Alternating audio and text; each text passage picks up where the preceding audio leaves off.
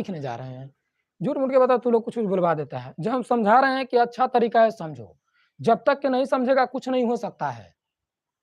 और एक बात हमेशा याद रखना कि जो समझ के पढ़ेगा ना, वो हमेशा के लिए याद रहेगा, लंबा समय तक याद रहेगा और जो रट्टा मारेगा, वो तुरंत भूल जाएगा।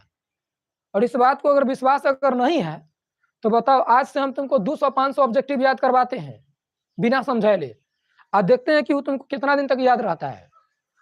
इससे पहले बताओ हम ऑब्जेक्टिव करवाए थे ना, लेकिन बताओ वो ऑब्जेक्टिव अच्छा तरीका से याद हुआ था? तुरंत भूल गया था कि नहीं भूल गया था?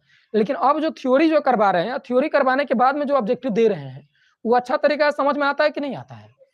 तो सबसे ज़रूरी है कि किसी भी चैप्टर को पहले थ्योरी पढ़ना बहुत इम्पोर्टेंट है।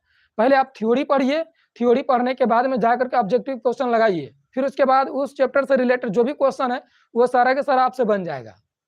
लेकिन अगर पढ़ने के अगर बीच में अब पता चलेगा क्लास इधर चल रहा है, हमारा फोकस है घरे, कि घरे जो रखल है मिठाई अलमारी में, वो कहीं भाई तो ना खा गेलै। तो अगर ये सब अगर रहेगा, तो पता चलेगा तू मिठाइए खाते रह जाएगा और पढ़ नहीं पाएगा। इसीलिए जब पढ़ रहा है तो पूरा का पूरा फोकस यहाँ रखो, ताकि जो भी तुमको क्लास में करवाएगा तुमको पूरा का पूरा क्लास में याद होना चाहिए। अब पता चलेगा कि तू पढ़ रहा है और फोकस तुम्हारा यहाँ है नहीं है, तो कहाँ सीख पाएगा? नहीं सीख पाएगा। इसीलिए देखो, जब अगर सीख रहा है तो सबसे इम्पोर्टेंट है कि अच्छा तरीका से समझना। जो चीज़ समझ के पढ़ता है वो कभी नहीं भूलेगा। अच्छा एक बात बताओ, अभी तुम लोगों को अगर हम बोलेंगे कि गांधी जी, बताओ गांधी जी का फोटो सबके ब्रेन में आया कि ना आया? आया? आया कि नहीं आया?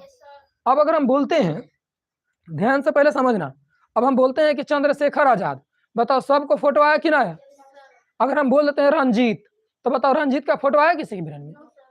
अगर हम बोलते हैं बताओ मोहम्मद गजनबी, तो बताओ मोहम्मद गजनी का फोटो आया किसी के ब्रेन में? आया? नहीं आया। क्यों? इसका कारण क्या जान रहा है? इसका सबसे बड़ा रीजन यही है कि जिस टाइम तुम लोगों ने समझने पर फोकस किया है, वो तुमको अच्छा तरीका से याद है। गांधी जी का फोटो तुम लोगों ने बार बार देखा है, इस कारण से गांधी जी का फिगर तुमको याद है।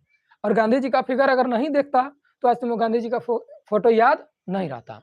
क्योंकि जैसे हम बोले गांधी जी, तुमको ब्रेन में आ गया कि टकला आदमी थे, बताओ फेमस तरीका से बताओ तुमको याद आ गया कि नहीं आ गया? चंद्रशेखर आजाद के बारे में बोले तुम लोगों को आ गया ब्रेन में कि हाँ चंद्रशेखर आजाद थे। लेकिन बताओ जैसे ही हम दूसरे पर्सन का नाम लिए, बताओ तुम्हारे ब्रेन में आया क्या? नहीं आया, क्योंकि उसको बारे में तुम कभी जाना नहीं है। लेकिन जिस चीज़ के बारे में अगर जान ले रहेगा, उसको समझने में, याद करने में दिक्कत नहीं होगा। जैसे बताओ फिजिक्स अभी हम तुमको इतना पढ़ा दिए ना, अब फिजिक्स जाके कहीं पढ़ो, स्कूल में पढ़ो चाहे कहीं भी पढ़ो, तुमको फिजिक्स पूरा के पूरा समझ में आएगा। वही जो चैप्टर अभी तुम लोगों ने नहीं पढ़ा है, वो चैप्टर जाके पढ़ो, तुमको बोरिंग सा फील होगा। तो इसीलिए जब समझाया जाता है उस टाइम बिल्कुल भी फोकस तुम्हारा कहीं अलग नहीं होना चाहिए, बोर्ड पे होना चाहिए। जिस टाइम अगर हम समझा रहे हैं उस टाइम समझने पे फोकस कीजिए, जिस टाइम हम नोट करवा रहे हैं उस टाइम नोट करने पे फोकस कीजिए। क्लास के छुट्टी के बाद जाके बात करना है, कुछ भी करना है कीजिए। क्लास आवर में कोई भी किसी भी तरीका से बात नहीं